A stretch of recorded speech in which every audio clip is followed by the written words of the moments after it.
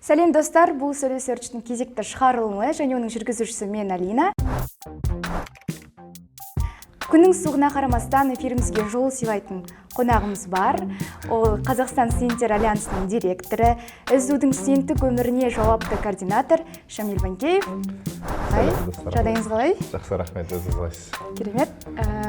Бастаймыз ба? Бастайық. Бізде мынандай парақ бар. Бұл парақта сұрақтар жиналған. Сұрақтар ең қызығы, сұрақтар анонимді. Қазір жауап береміз. Сұрақтарды сіздің достарыңыздан, СДУ студенттерінен жинадық. Қазір енді бір-бірден жауап беруге кірісейік. Жақсы, онан аламын да. Аласыз, иә. Сөйтіп деп.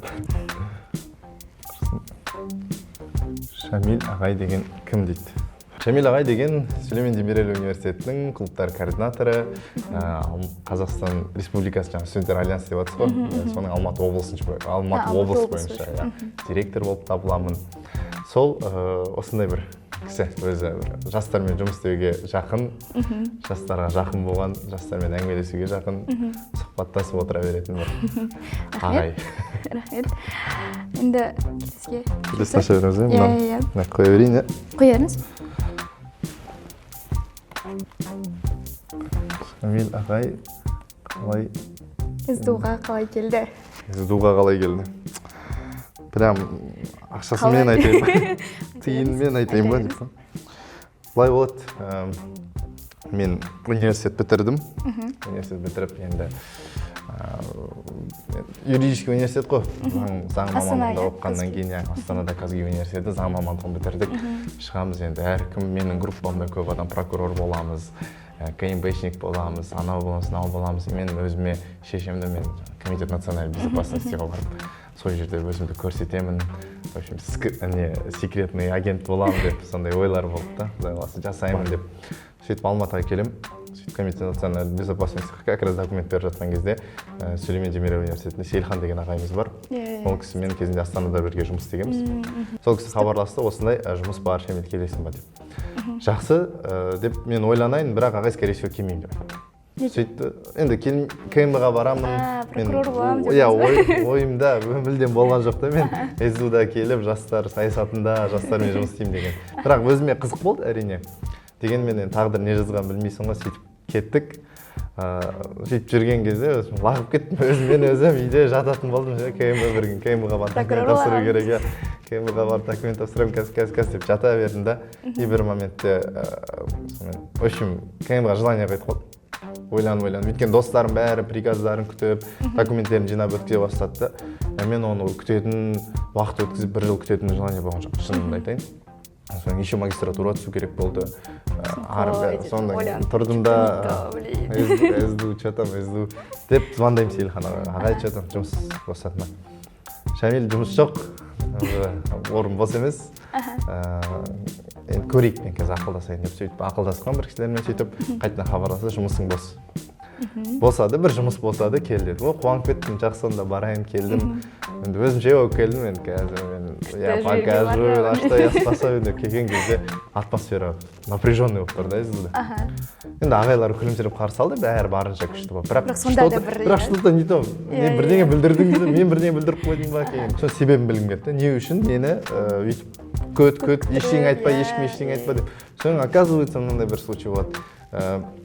Менің должностым клубтар координаторы ретінде Гүлмира Юнус деген, қазір Гуми апай деп менің жанымда жүрген коллегамыз бар, ол кісі project manager. Сол кісі кіру керек, официально ол кісі бір жыл дайындаған, оған реттеліп, ол кісі дайындап жүрген, ол кісі лагерьде болған. Сол моментте директор ауысып кетеді, Сейілхан ағай келеді, мен аспаннан салбырап, екі аяғым салбырап түсіп келем да сөйтіп СДУ-ға келіп өзінше болып. Иә, и Гуми апай маған, в общем, басына жаман напряжение болды, өйткені енді ол кісінің должностын алып қойдым да, қанша жыл еңбек еткен. Мен аяқ асты келдім, енді андай вопрос болды да, может ли Казгишник управлять студенческой жизнью в СДУ? Енді бұның вообще мировоззрениесі басқа ғой, бұл кім, бұл не үшін келіп алды? Басында шатасатын, біз ше кімнің не жұмыс істеп жатқаны, сен мына клубқа араласасың, ол менің клубым, анандай. Қазір Гуми апайымыз чисто мероприятияларға жауап береді, мен клубтардың ішкі сыртқы мәселесіне жауап беремін. Күшті? Жауап алған сияқты, қойған адам. Иә. Так. Шамил ағай СДУда фан клубы бар екеніне не мына жақта да жазасыз. бар екеніне настроениесі бар ма деп бар екеніне ойбай міне келісе фан клубы фан клуб дегенде енді ол жанкүйерлерің ғой сенің суретіңді жабыстырып Шамил Ванлав деп енді бізде енді ондай жоқ шығар, бірақ сонда да сізді ұнататын фан клубы бар дегенде мен конечно бар ғой. жоқ, фан клуб дегенде студенттер бар, студенткалар бар деп фан клуб деп айтуға болмайды деп ойлаймын енді қыздар ғана емес, ер балалар шығар андай дос ретінде, жоқ, иә, ағай ретінде, ағам ретінде қарайды. енді фан клуб менің ойымша SH деп естіп бәрі хеттер жынданып жатыр, в смысле фан клуб. Енді сол жақта жүрген кісілер, жаңа әлеуметтік өмірге белсене атсалысып жүрген бүкіл ханымдар мен мырзалардың барлығы бірге жұмыс істегеннен кейін оның фан клуб ашылуы қаншалықты дұрыс емес деп ойлаймын. Бірақ енді фан клуб дегенде енді андай ғой, сізге аға ретінде қарап, ақыл сұрап, мүмкін. Егер сондай жатпаса, Шамил клуб ашса болады деп қалжа жоқ, мысалы 91 Eagles дейді сізге. Ертең, возможно, жұлдыз болып жатса. Атау қойып па? Ладно, сіз жұлдыз болсаңыз қандай ат қоясыз? Мысалы, фан клубтар ат қояды, жаңа айттым ғой. Мен партия ашам, Шамотан деген. Шамотан, типа Нұр Отан. Типа Нұр Отан. Қалжың айтам. Кеттік. Не коммунист болған. Ертең сотталып кетіп жүрмей құрсын. Так. Шамил ағай неге? Шамил ағай неге екі балам мен әйелім бар? Деп айтады. Деп айтады. Айтпайды өзім. Күліп отырсыз ғой, что-то не то. Біліп қойдыңдар ма деп па. Бұлай болады, в общем, случай. Енді Инстаграмда мен социально активный боламын деп шештім мен. Сұрақтарыңыз болса деген, сол қызыңыз бар ма деп сұрайды да. И расскажите про себя, расскажите про свою автобиографию, ну, покажите свою автобиографию, анау-мынау. Сонымен менде бұрыннан IQ-да результат шыққан кезде мен жіберген бір нем болды да, форматын дайын. Соны алдым, мен астына бір клетка қалдырдым да, женат, двое детей деп жаза салдым да. Что ана қыздар да кейін сұрақ қоймайтын болды да, қызыңыз бар ма? Яғни бұл әңгіме Инстаграмнан басталды, иә? Инстаграмда сол қалжыңдағаннан. Өзіңіз айтқан жоқсыз? Инстаграмда соны салдым, бірақ ешкімге бар. Иә, кейде сұрайды, бетіне қарап тұрып, ана прикол ұстайтын адам болса. Конечно, бар. Бір емес, екі әйелім бар. Қашып. Мына жақта наоборот, екі әйелім, бір балам. Екі. Шамил ағайға әзілдеуді қалай үйретесіз? Деп бір кісі болды. Мынаны Ильяс сұрауы мүмкін. Абдрахманов те, Ильяс те. Или сол жақта, в общем, менің жанымда жүрген адамдар менің приколдарын плоский деп ойлайды, почему-то. Өтпейді ба? Өтпейді деп, ағай, не шутите, пожалуйста деп. Өзіме қатты өтеді, күлем. Жалғыз өзім болсам да күлем. Видеода ешкім күлмейді. В общем, өтпейтін сияқты ғой. Үйретіңіздер, үйретем дегендер болса, я готов. Кабинетіңіз SH-да? Кабинетім, да, SH B211. Бізден мынау парақты келесіне көшейік. Ауыр сұрақтар кетеді. Мына жерде көрдіңіз бе? Типа мен ба? Типа сіз. Шақалымды алып тұрмын, әйтей, бәрін алып, сәби болып келген ғой сіздерге. Так болып. Шамил ағай, СДУ-дың қоғамдық өмірі қазіргіден қалай ерекшелей алды? Мысалы, сіз Қазгүйде оқып жүрген кезде, ол жақтың енді басқа ғой шынымен де, иә? Әр университет әртүрлі. Менталитеті басқа, Астана, тем более суық. Осы, иә. Адамдарда мүмкін суық та шығар. Мүмкін, мен білмеймін. Енді Қазгүйдағы менің әріптестерім, достарым бұрынғылар ренжімейтін шығар. СДУ-дың әлеуметтік өмірі намного өте деңгейі жоғары. Бұрынғыдан салыстырғанда, бұрынғы Қазгүйдің, қазіргі Қазгүй мүмкін мықты, мен ол же көрген жоқпын, бірақ деген мен естіп жатырмын, қазіргі Қазгүйдің жағдайы өте керемет деп. Бұрынғы таман кездерінде, енді біз түскен кездері қатты мықты болмады енді. Потогымыз онша қатты мықты болмағаннан кейін, енді студенттердің онша болмады. Ал СДУ-дың бір ерекшелігі, жүрек студенттер өздері жұмыс істейді. Мына Қазгүйде біз жұмыс еткіземіз, аттан қуалап, мыналар бізді қуалаттады артынан. СДУ-дың бір ерекшелігі. Одан кейін Қазгүйде енді айтамын солтүстік суық адамдар көп та. Қаталдау, бетіңе айта салады, ұнамай ма, не істеп жүрсің? Кездер болған жиналысқа бір-ақ адам келген, ол адам келген адам жиналысқа келіп, мен сенен командаңнан шығайын деп жатырмын деп, мен базарында әбден шашқан кездер болды. Ал СДУ-да, наоборот, кішкене адамға тартылады. Оңтүстікте ғой енді. Жылу болғаннан кейін жылу сыйлауға тырысады. Адамдар келіп, кірген беттен байқайсың, ағай саламатсыз ба, ағай саламатсыз ба. И оқытушы құрамда, әрине. Байқаған жарсыздар, бірақ та мұғалімдер жас. Ар жақта кішкене үлкен кісілер де бар, және олардың ойлау қабілеті мүлдем басқа. Енді заң университеті болғаннан кейін бізде у нас требует в КазГИУ, чтобы все было четко, грамотно и по плану, да, все. Ал СДУ-да өзіңнің креативіңе байланысты, өзің ойлау қабілетіңе, в общем, адамға ашылуға мүмкіндік береді, да. Сол. КазГИ, сори. Талғат Мақсұтұлы көріп атсаңыз. Келесіне көшейік. Шамил ағайдың ойынша АСК студенттерге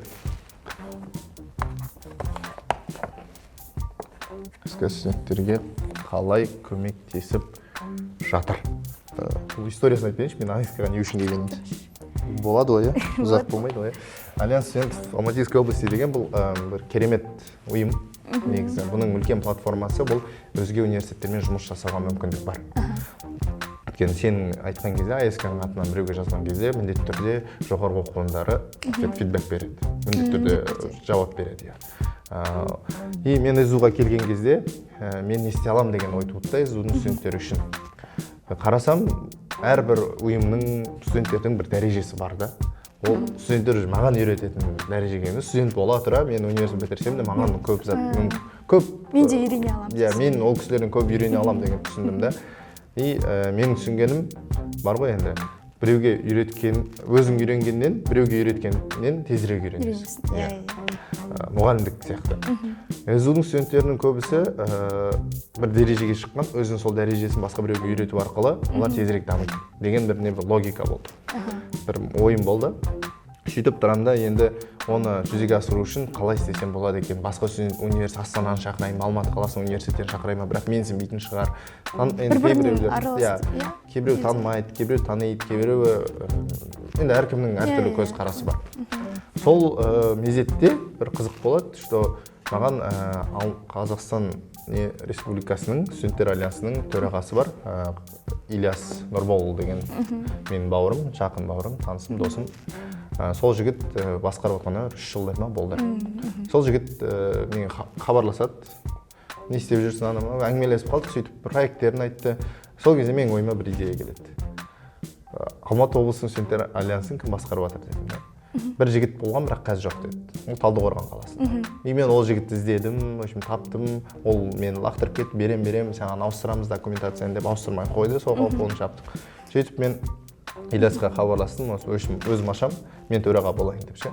Жақсы деді. Сонда болды, бірақ төрағасы болмады, өзі Алматы облысында болды, бірақ төрағасы сонда қалай жұмыс істемеген бе? НПО бар, неправительственная организация. Оны басқаратын адам болу керек, негізі устав бойынша. Ол бар, фамилиясы бәрі бекітілген, бірақ ол кісі Астанада бір бизнесмен болып кеткен ғой. Ашатын ашпағанда кейін бірақ жұмыс істемеген. И сол мезетте мен айтам, өзім ашқызып, мен соның бәрін соңға тіркеп, өзім басқарайын деп. Соны жақсы деді. Оны алған себебім, ең үлкен себебі ол Алматы Астана емес, мен Алматы облысы. Алыстан арбалағанша жақын, Нұрбала дейді ғой. Сөйтіп ойланып отырдым да, Қаскелең бар, Қарасай ауданы бар. Өзім Жаркенттен, тамырым Жаркент жақтан. Сол Жаркент жақтағы колледждар бар, университеттер бар. Алматы облысы бойынша өзі 3 университет бар да. Қалғаны 40 шақты ма, 50 шақты колледж бар. Солардың бәріне шығып, оданша солар бізге университетке келіп жұмыс істесін деді. Жұмыс істегенде тәжірибе алмассың. Сөйтіп олар шақыра бастадық, бір форум өткіздік, система развития молодежного самоуправления деген. Сол системаның негізінде, ол государственный гранттың негізінде болған проект болды, соны өткіздік. Одан кейін біз не өткіздік, exchange camp, пока бірақ колледж келді. Ауысып оқытатын ба? Exchange camp деген, ол получается бір күн, четверг күні, бейсенбі күнде бекіттік біз командамен. Олар колледждің адамы, 3 адам болып біздің университетке келеді, 3 адам келеді, біз олармен таңертеңнен кешке дейін әңгіме айтамыз, шай ішеміз, университетті көрсетеміз, біздің руководство басшылықпен таныстырамыз, ішкі системаны таныстырамыз, клубтармен таныстырамыз. Бүкіл барлық жүйемізді айтып ашып сабаққа қатысуға бола ма? Сабаққа ол болашақта Құдай қаласа жасауға болады. Ал әзірше біз social life-ті көрсетеміз. Соның бәрін көрсетіп, одан кейін олардың проекттері бар ғой, студенттер ұйымдастыратын. Соны біздің ұйымдағы студенттермен бірге қосыла отырып жасауға келісімге, былайша айтқанда, ауызша қол қойдық. Аузы қойдық дейміз ба. Сөйтіп келістік, келісімге келгеннен кейін оларды енді болашақта Құдай қаласа әрбір колледж жеке шақырып, 10-15 колледж бірге алып келмейміз, жеке адаммен тет-а-тет сөйлескен әлде қайда жақсы ғой. Ал талба жүрсе, оның біреумен сөйлесе, екіншісі қалып қалады деген, ренжіп қалады деген сияқты. Жақсырақтан етсіз. Сөйтіп жақсы болып, қаскелеңдегі колледждердің көбісімен жақсы болып қалдық. Соның арқасында. Не болады? АСК осылай көмектесіп жатыр. Студенттердің студенттік өмірге деген, жастармен жұмысқа деген қызығушылығын арттырып, көзқарастарын өзгерту және де өздерінің, енді білесіздер ғой, жағдай қалыншалықты екен Алматы облысында. Оқу орындарының көбісінікі мықты емес. Университеттер шыны керек күшті, бірақ көп колледждердің жағдайы қатты мықты емес, жасты болған себептен. Ал оларға жаңа өмір, жаңа тыныс керек, жаңа бір взгляд керек, жаңа адамдар керек. Өз сияқты жап-жас өзі сияқты студенттерді көрген кезде көз жанады да, мен де істей аламын ғой деп. Сол себепті СДУ сол үшін және АСК сол үшін үлкен бір платформа болды. Күшті, керемет. Соның негізінде жұмыс істеп жатыр. Керемет. Шамил ағай ұсынған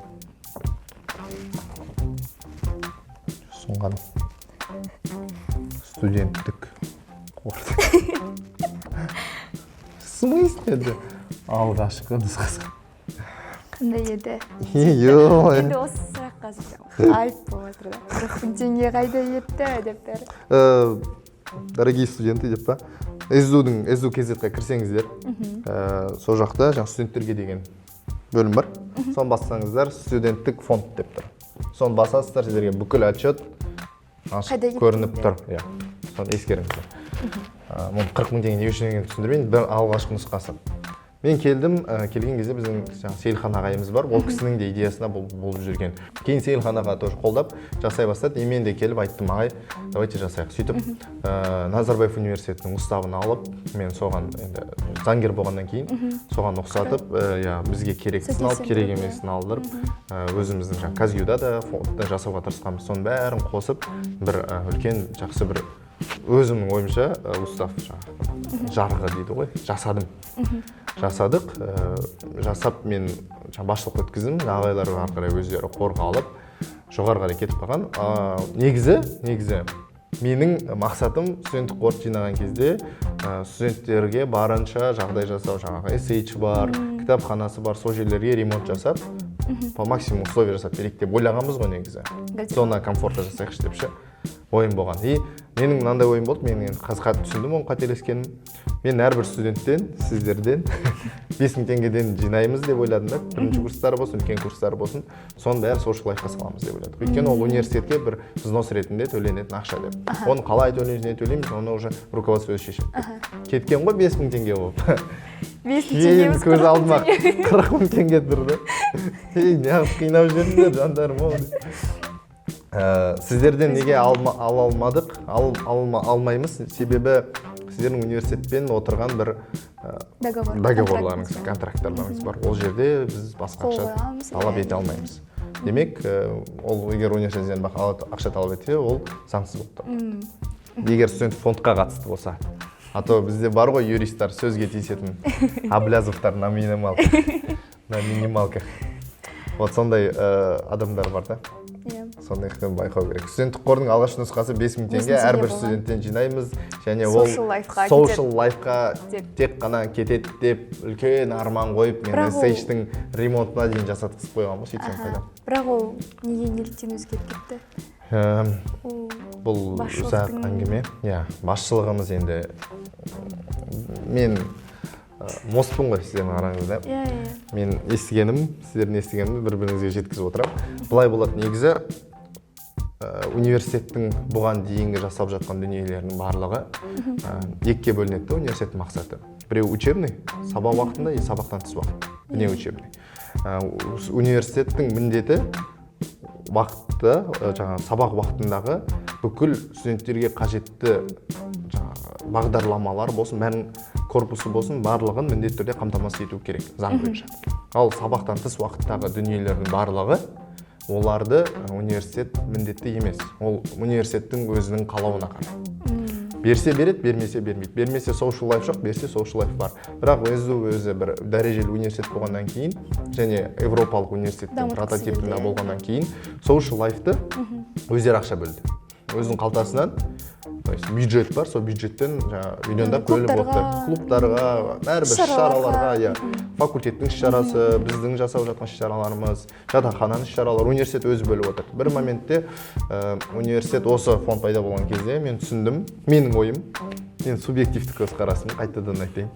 Қазір қиын заман. Басшылық түсінді, бұл ақшаны студенттердің өздері шығарып, өздері төлесе болады. Өйткені ол өздері үшін істеп жатыр. Ал университеттің 20-23 жылға дейінгі даму стратегиясы бар. Оның ішінде экономикалық независимость дейді ғой. Тәуелсіздік бар да. Экономикалық тәуелсіздік болған себепті университет сол бүкіл өзіне шығын келіп жатқан дүние, ал внеучебный бүкіл шығын болып табылды университет үшін. Соның бәрін құрту керек болды. Ал осы бір студенттік қор соның бір жолы болды. Асын сыз қойыңыздар. Субъективті көзқарасым. Маржемейді. Студенттік көзқарасымен, мен субъективті көзқараспен. Мүмкін қате болуы мүмкін. Сұрақты жауап алған сияқтымыз? Надеюсь. Бұл ешқашан жауап алмайсыздар. Түсіндірсең де түсінгілерің келмейді, жалып өтеді. Студент болса не істейді? Қайтадан студенттік шаққа. Мен бір түс көргемше. Түсімде бір қызық түс болады. Өзім арман енді шетелде оқып болды да. Әлі де бар. Мүмкін Құдай қаласа келесі жылы. Мен болмасам, мүмкін сол магистратура кетіп қалам. Магистратура оқып жатырмын неге? Докторантураға, не болмаса второй высшыға өтем деп ойладым. Түс көрем, сол ойламда жүргенде бір Польшада бір университетте отыр екем, аудиторияда ағылшынша сабақ беріп, сабақ алып. Сабақ беріп. Сабақ беріп деген қалай. Сабақ алып отыр екем да. Қайтадан студент болсам, мен бұған дейін болған дүниемнің барлығын студент кезінде өкінбеймін, Құдайға шүкір. Өйткені сол мені қысты дайындады, қазіргідей Шамилдің пайда болуына әкеліп соқты. Құдайға шүкір. Қиналдым, болды, жылағым да келді, алайда таяқ жедік, талай орыс естідік, бірақ дегенмен болды. Бірақ менің ойым, Шамил ағай қайтадан студент болса, мен қалай банальды естілсе де сабағым жақсы оқитын едім. GPA-імді одан да көбірек қылатын едім. Балада мектеп бітіргеннен кейін мен алтын белгі бола алатын адам екенмін. Қызыл диплом алу керек. Жоқ, сабағымды шүкір жақсы оқыдым, бірақ дегенімен одан да күштірек оқуға болатын еді. Енді Құдайдың бұйырғаны болған себепті сабаққа көңіл бөліп, соңында сабаққа да жеткізетін. Бірақ social life-ты ешқашан тастамайтын едім. Мынаны айтып кетейін, адамдар кейде сұрайды менен, студенттік өмір мен оқу деген екеуі бір дүние ма, бөлек дүние ма деп. Мен былай түсіндірем, ол екеуі бір бүтін, 50-50. Сіз қаншалықты қайсына көңіл бөлесіз, соншалықты сізде мынау мүмкін сабаққа көбірек бөлсеңіз 50%-іңіз мүмкін болуы мүмкін, қалған 50% өшеді. Ол 50% ішінде сізден адаммен тіл табысуыңыз, soft skills, келісім беру, networking бәрі кіріп кетеді. Ол 50% жоқ болса, тезінше бұл дүние қызық болмайды. Тек қана сабақпен жүрген адам. Мен көрген жоқпын ше, білім қуып кеткен адам, білім қуып кеткен шығар. Бірақ ол өзінің бір жүйесінде социально активный адам болу керек. 50-50 екі дүние. Екеуі бір-біріне байланысты. Екеуі бір-біріне байланысты. Екеуін бірге алып шықсаң, 100%-ті бір үлкен азамат пен азаматша болып шығасың. Сол себепті мен Шамил ағай қайтадан болса, мен 100% алып шығатынмын. Шамил ағайдың ең соңғы сұрағымыз екен. IQ-і Қазақстандағы ең жоғарғы деген рас па? Да? Деген рас па? IQ-імнің жоғары екендігін дәлелдеймін ғой шешіп отырып. Қазақстанның үлкен әріппен жазу керек. Жоқ. Қалжың. Төмен ең IQ-ім деп па? Негізі қараңыздар. Инстаграмда да шықты, неде шықты, сон естіп жатқан студенттер сұрап жатыр да. Қайық шештік. True or false болды ма? Менің негізі бұл тест тапсырдық, барып кәдімгідей тапсырып шықтық. Одан кейін белгілі болған кезде қуандым әрине. Енді вау деп, еще новостиға шығып кетті. Вау деп ше. Содан бастап хайп басталды кішігірім менің атыма қатысты. Бірақ мен ойлаймын енді бұл да Құдайдың берген СЗУ-ға барған кезде бұл бала жай қол бармасын деген мен өйткені тапа-тал бірге түсті да, екеуі бір уақытта. Мен СЗУ-ға келдім, 2 күннен кейін осы IQ шықты да. Сосын СЗУ KZ салды өзіне. Сөйтіп СЗУ KZ салады, сөйтіп СЗУ Live салады. Сөйтіп бәрі тарап кетті да. Шыны керек қуанышты болдым. Себебі енді IQ-ым жоғары деген кезде кішкене терезем айна қарап қоясың что-то. Мен ғой. Самый интеллектуальный да. Енді мен келіспеймін Қазақстаннан өткен деген, өйткені мен білемін. Может, СЗУшниктер тапсырған кезде, сол кезде мені бүктеп көтермеді. Қаншалықты қай адамдардан алғанда тізімі жоқ, мен білмеймін да. Бірақ бұл да жетістік. 2000 адамның ішінен де. 2000 адам ішінен де жетістік деп ойлаймын, дегенмен бірақ IQ-ы Қазақстанда ең жоғары деген қаншалықты сәйкес келетіндігіне күмәнім бар, Сұрақтар бітті. Шамил ағай, біздің эфирге келгеніңіз үшін көп рахмет. Сіздерге де рахмет. Студенттеріміз сізді жақынырақ, басқа қырыңыздан таныды деген ойдамыз. Ал келесі шығарылымда кімді күтесіздер? Дайректке немесе комментарийге жазып өтсеңіздер болады. Мынау парақты, бір парақ өзімізге қалады, бір парақты сізге естелікке сыйға тартамыз. Сізді әдейі салып қойдық. Сізге сыйға тартамыз. Рахмет. Достар, егер эфир ұнаса, лайк басып, комментарий қалдыруды ұмытпаңыздар. Келесі кездескенше сау. Сау.